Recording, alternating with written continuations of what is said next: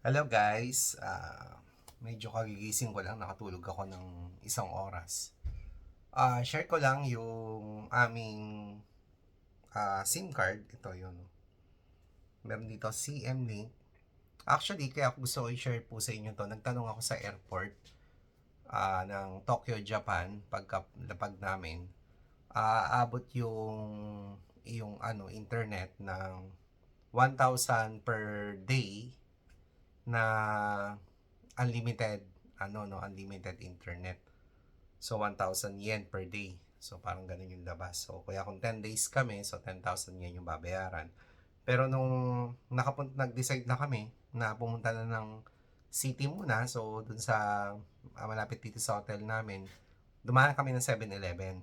And good news, yan, nakita ko tong CM Link na to.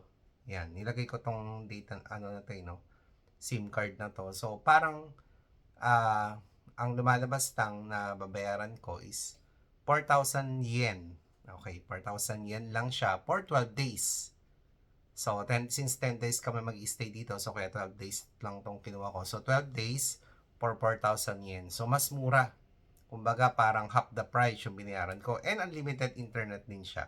So, kaya kung may extra ka na, na lagayan ng SIM, so mas maganda ito yung gamitin mo. Mas matipid siya compared po sa airport.